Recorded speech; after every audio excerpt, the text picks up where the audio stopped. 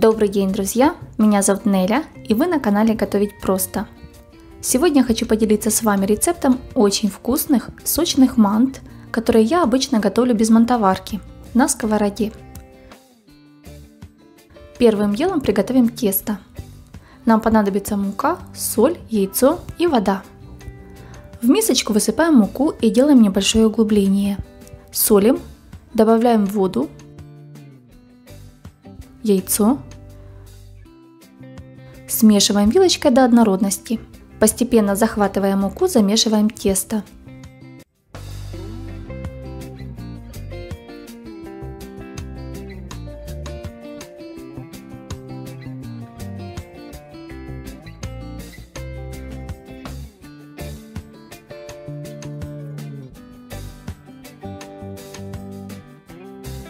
Когда вилкой будет уже неудобно справляться, начинаем вымешивать тесто руками.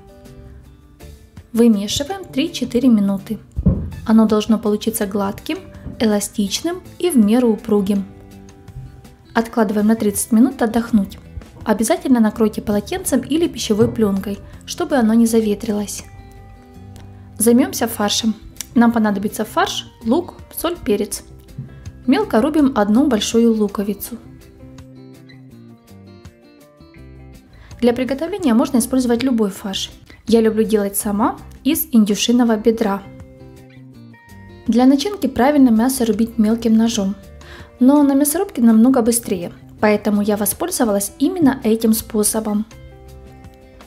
Солим, перчим по вкусу и тщательно перемешиваем.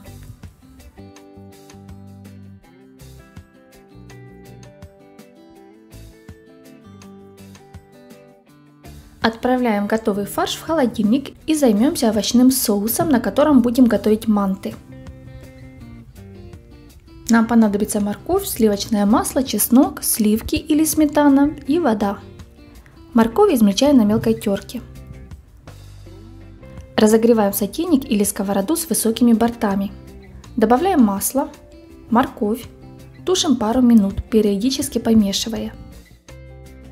Добавляем измельченный чеснок, тщательно перемешиваем и тушим 1 минуту.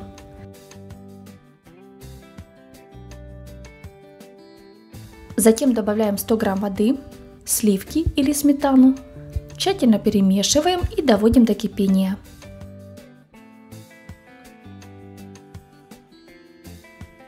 Выключаем. Стол припыляем мукой и раскатываем тесто. Тесто следует раскатывать тонко, толщиной примерно 1,5-2 мм. Формируем прямоугольник. Посмотрите, оно буквально светится, сквозь тесто видно рисунок на столе.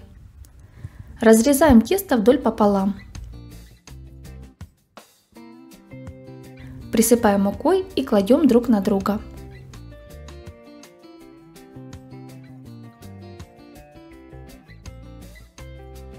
Снова разрезаем пополам. Готовые полосы нарезаем на ровные квадраты шириной 10-11 см.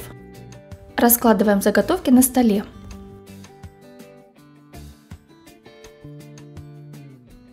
В середину каждого кладем по столовой ложке с горкой фарша. Формируем манты.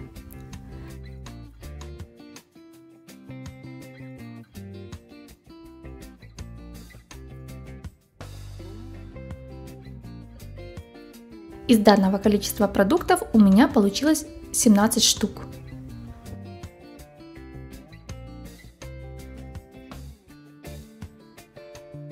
Выкладываем манты в сотейник на подготовленный соус.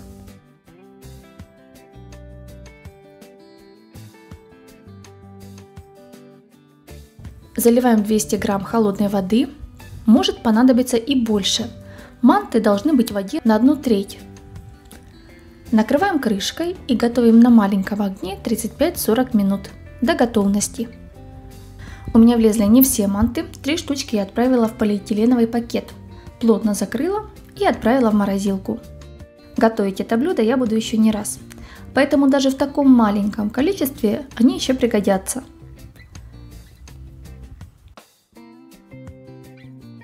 Готовое блюдо посыпаем зеленью и подаем к столу.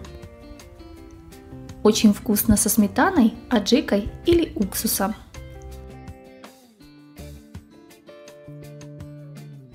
Манты получаются очень сочными, вкусными, и вы приготовите их еще не раз. Если вам понравился этот рецепт, ставьте лайк. Делитесь видео с друзьями и не забывайте подписываться. Впереди еще много интересных рецептов. Сегодня у меня рецепт очень интересных и необычных голубцов в тесте. Или как их еще называют, хамир хасиб. Очень вкусное и сытное блюдо узбекской кухни. В отличие от других голубцов, мясо в этом блюде заворачивают в тонкие лаваши из теста. Готовится это блюдо очень просто. Сейчас подробно все расскажу. Первым делом готовим тесто. Для него нам понадобится мука, теплая вода, соль, яйцо и растительное масло. Муку просеиваем через сито в глубокую миску. Я беру 600 грамм, но может понадобиться и меньше. Соль растворяем в теплой воде.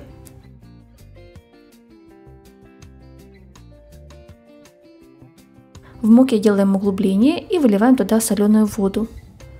В полученную смесь вбиваем яйцо и все хорошенько размешиваем. Сначала ложкой.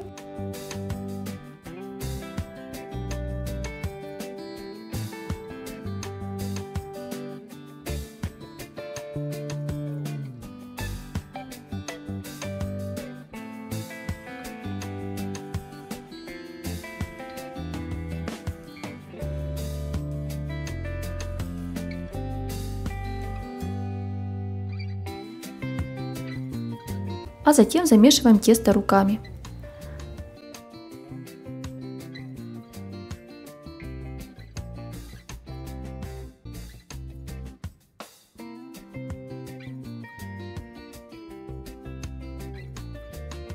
Тесто должно получиться плотным и не липнуть к рукам. Заворачиваем пищевую пленку и даем отдохнуть 20 минут.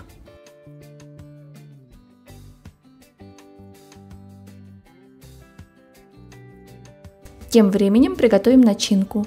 Нам понадобится фарш, лук, рис, зелень, соль, перец, специи по вкусу. Мясо и лук пропускаем через мясорубку. Солим, перчим по вкусу. Я добавила еще паприку.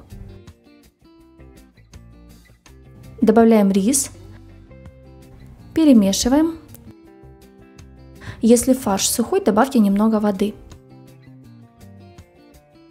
Теперь подготовим овощи, в которых будет тушиться блюдо. Нам понадобится морковка, лук, чеснок, томат, картофель и вода. Лук режем кубиком и обжариваем в небольшом количестве растительного масла до прозрачности. Добавляем морковь и тушим пару минут. Чеснок для аромата перемешиваем.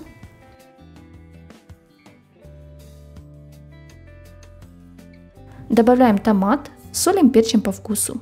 Тушим все вместе 1 минуту и выключаем. Достаем тесто из холодильника и делим его на 2 или на 4 части. Каждую часть подкатываем в шар.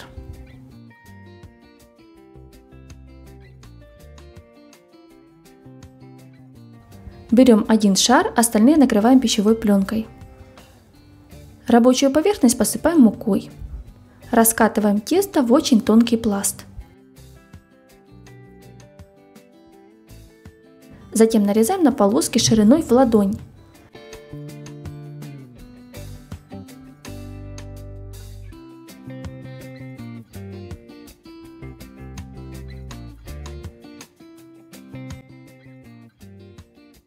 Эти же полоски разрезаем на прямоугольники.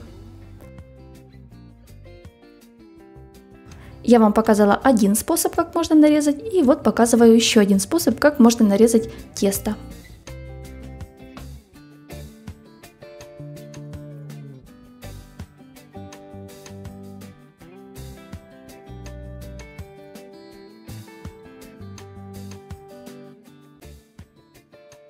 Одну чайную ложку с горкой фарша надо класть поближе к одному с углов, чтобы удобнее было заворачивать. Уголками теста закрываем фарш, а затем свернуть колбаской.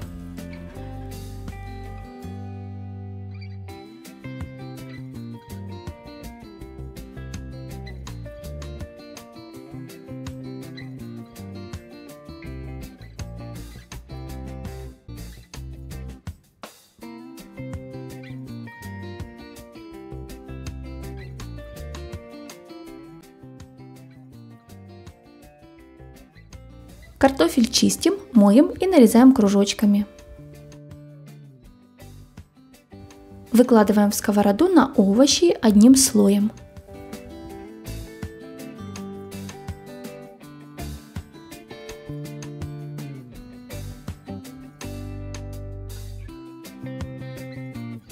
Аккуратно выкладываем туда колбаски из теста.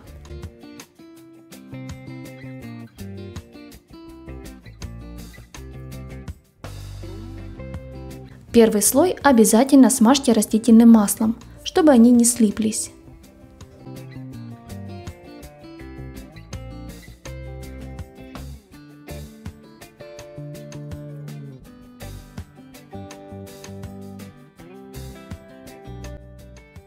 Наливаем горячую воду.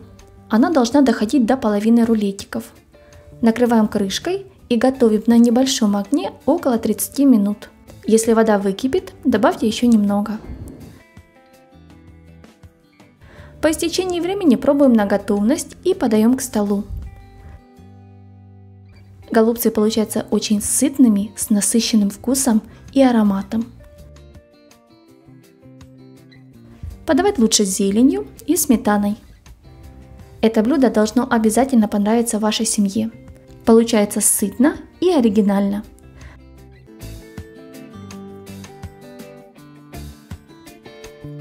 Сегодня готовим очень вкусное и сытное блюдо, главными ингредиентами которого является мука и фарш. Готовила именно в таком варианте я его впервые. Результатом очень довольна и спешу поделиться с вами рецептом.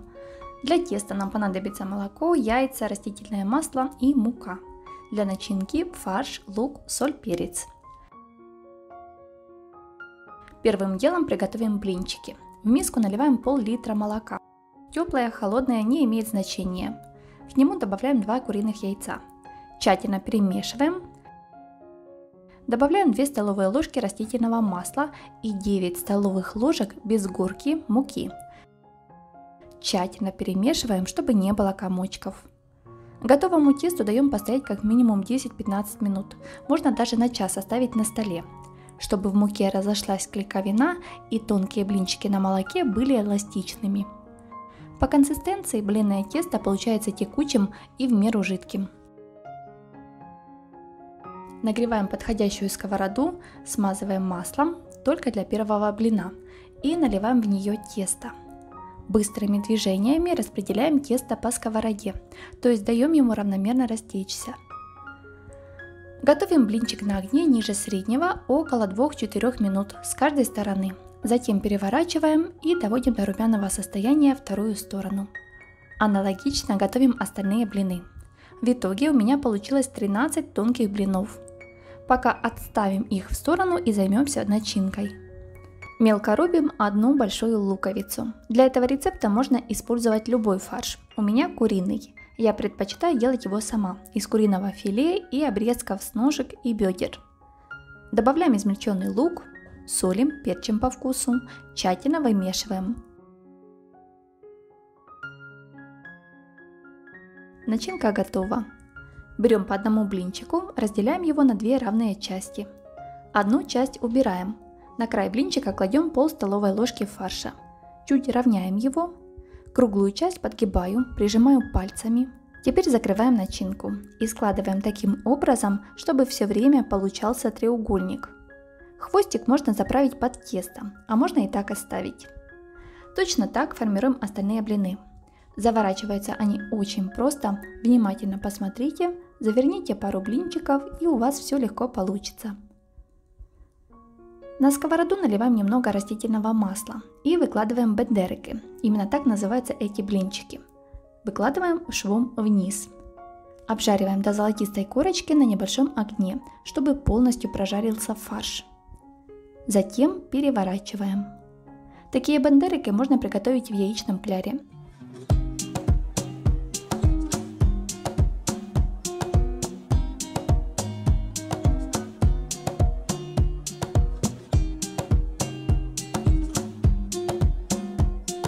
Вот такие получились блинчики. Очень вкусные, ароматные. Я их готовила в дорогу. Это отличный вариант для перекуса. Небольшие и очень сытные.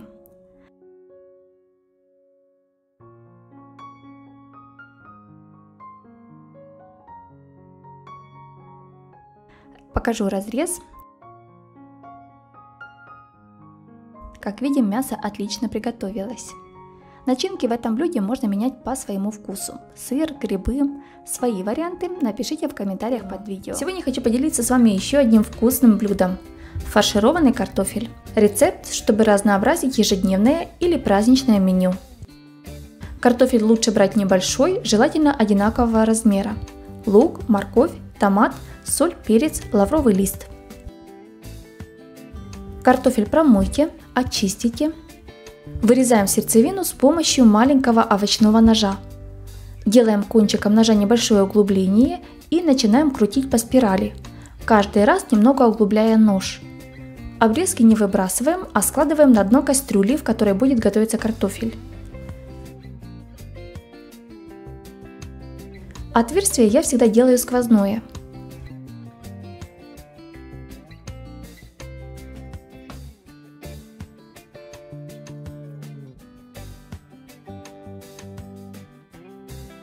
Маленькую луковицу нарезаем мелким кубиком. Добавляем к фаршу, солим, перчим по вкусу. Тщательно перемешиваем. Фаршируем подготовленный картофель. Кстати, такое маленькое количество фарша у меня оказалось не просто так. Накануне готовила очень вкусные манты на сковороде. Вот чуть фарша и осталось. Ссылочку обязательно оставлю в конце видео.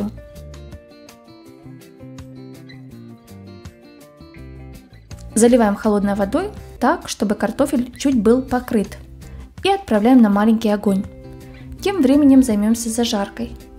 Лук режем кубиком и тушим до прозрачности в небольшом количестве растительного масла на среднем огне.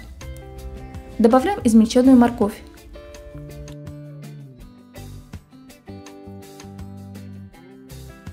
Тушим овощи 1 минуту и добавляем томат или томатную пасту. Если вы выбрали второй вариант, предварительно разбавьте пасту 100 граммами воды. Перемешиваем. Перчим. Я добавляю в это блюдо 1/3 часть столовой ложки сахара. Так намного вкуснее. Тушим все 1 минуту и добавляем в кастрюлю картофелю. Солим. Для пряности и аромата добавляем лавровый лист. Варим примерно 20 минут с момента закипания, до готовности картофеля. Подавать такое блюдо лучше порционно со сметаной и рубленой зеленью. По желанию на каждую картофелину можно положить по кусочку твердого сыра, так будет еще вкуснее. Посмотрите, какой наваристый получился бульон за счет того картофеля, который мы складывали на дне кастрюли. Попробуйте приготовить это несложное, но очень вкусное и ароматное блюдо. Порадуйте себя и своих близких. Добрый день, друзья! Сегодня готовим чебуреки на заварном тесте. Тесто у этих чебуреков, замешанных на кипятке, просто сказка. Нежное и мягкое внутри, хрустящее и румяное снаружи. Тесто получается очень тонко раскатать, при этом оно хорошо удерживает сочную начинку, не рвется, а при обжаривании аппетитно пузырится. Я готовила чебуреки по разным рецептам и скажу честно, это один из лучших.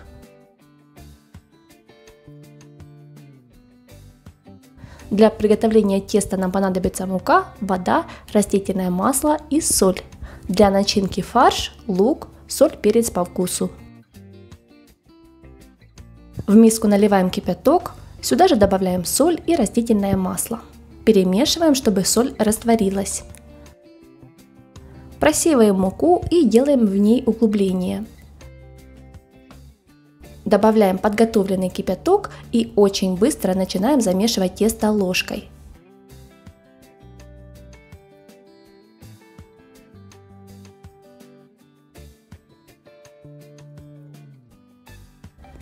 Перемешиваем тесто, пока оно не начнет остывать и складываться в комок. Затем вымешиваем уже руками.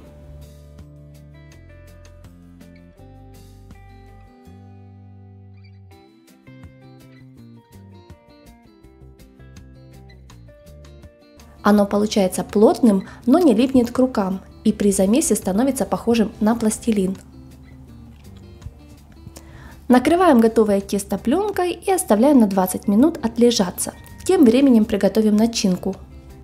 У меня 350 грамм фарша. Я взяла одно куриное филе и часть бедра индейки. Измельчила через мясорубку. Одну среднюю луковицу чистим, моем и нарезаем мелким кубиком.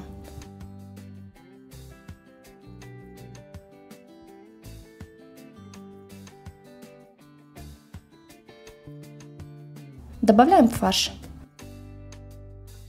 Солим, перчим по вкусу. Все тщательно перемешиваем.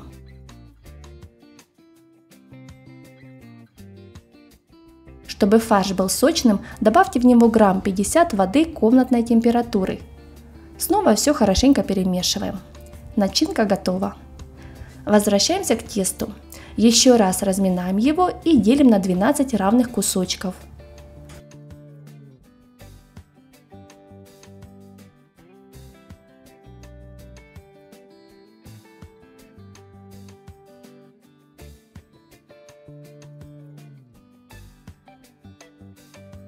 Округляем каждый кусочек теста, выкладываем на доску и прикрываем пищевой пленкой, чтобы оно не заветривалось.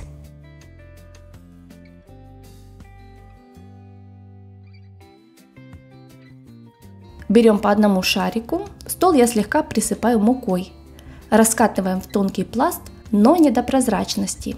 В чебуреках главное это сок, а если тесто будет слишком тонким, то при жарке оно может порваться и весь сок вытечет, а нам это совсем не надо.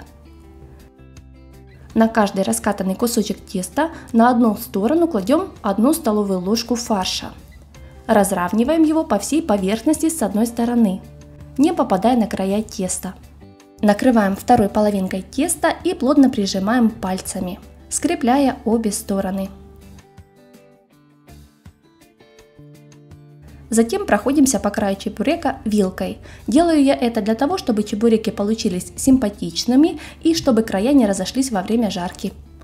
В сковороду наливаем растительное масло. Масла должно быть много. Оно должно полностью покрывать дно сковороды. Хорошо разогреваем его, выкладываем чебуреки.